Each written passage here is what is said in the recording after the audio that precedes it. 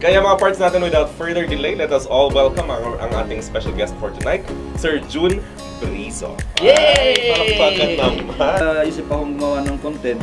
Wow. parang ano eh, no? Yung pumasok na sa isip ko yung something na ano ba, yung may iba. Yung wala pa siyang tulad sa isisearch mo sa Facebook, nag-iisa lang siya. So tinry ko. Tumugma naman, walang kasama eh, kasi ano siya, parang nag-iisa unique. Okay. So, yun na lang ginawa ko. Tinuloy-tuloy mo yung platform. Ngayon naman, tanong natin doon sa may photography and doon din sa G7. At saka kung paano siya nakapasok din doon sa Cordillera Content Creators. So, parts, ano nga ba yung plan? Unahin natin yung photography. Yes. Paano ka napunta doon? Photography. Si ate ko rin. Oo. Ate ko rin, nagano sa akin. Ang ano kasi niyan, merong yung mga pinsan ko sa Bulacan, meron silang sariling studio. Okay. Nung wala akong trabaho, nung kinuha nila ako sa G7.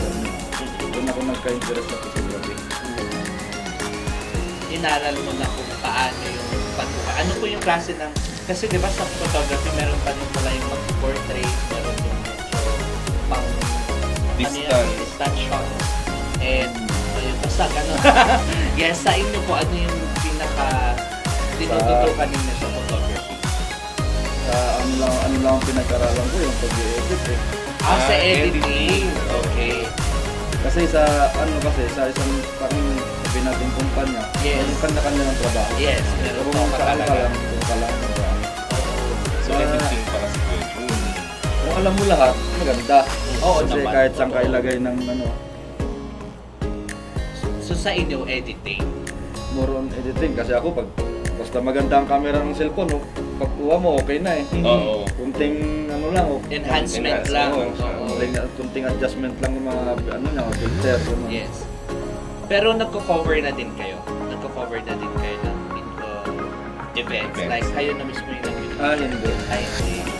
Anyways, dahil dyan naman, so ibig sabihin, dahil sa editing din na-acquire mo na skill, yan yung ginamit mo din sa pag-edit ng mga video.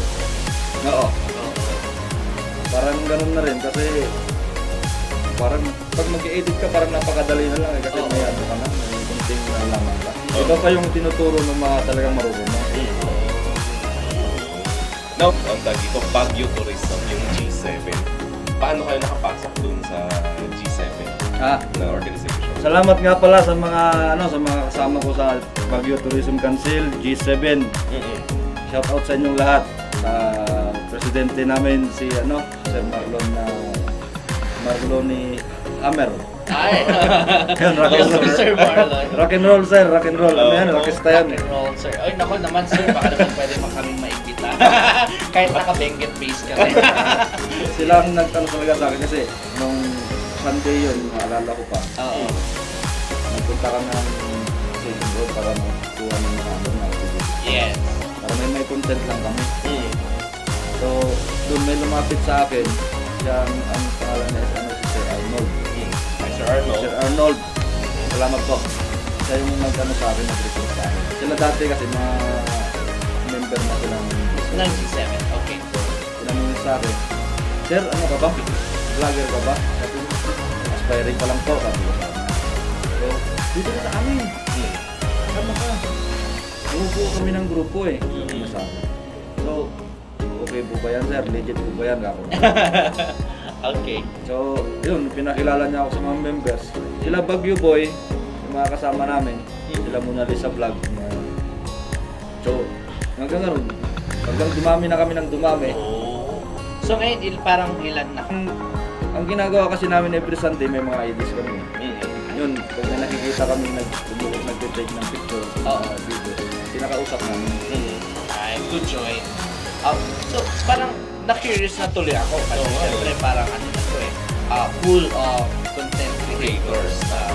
Parang anong tawag namin, Baguio Vloggers. Yes. Pero para saan yung costing na mag-grupo na yun? Parang ano lang promote lang yung kagandahan ng Cordillera. Yun lang. It's also part of yung culture sa traditions ng mga Europe. mensahe na lang natin sa atin. Oo. Ah, Lalo-lalo na sa mga sa mga Yes. ano po, sa mga nagsisimula po, kagaya ko na aspiring na lang kasi naumpisahan ko na rin lang, tuloy-tuloy ko na. Oo naman. Oo. Sa mga kasama po natin dyan, mga kailyan, ituloy nyo lang. Patience is the key. Ayan. Gawin nyo pong gawin yung inspirasyon yung mga pag nagpo-post kayo is may nanonood na 2, 3, 4, 5. Gawin nyo po silang inspirasyon. Yung mga yan, yung mga yan nag-follow sa inyo, babantayan kayo niyan. Abangan nila lahat ng content nyo. So, Yes. abang sila nanonood, nakakataba ng puso. Yung 5 na yan, madadagdagan hanggang sa dumami ng dumami. Hindi po natin alam.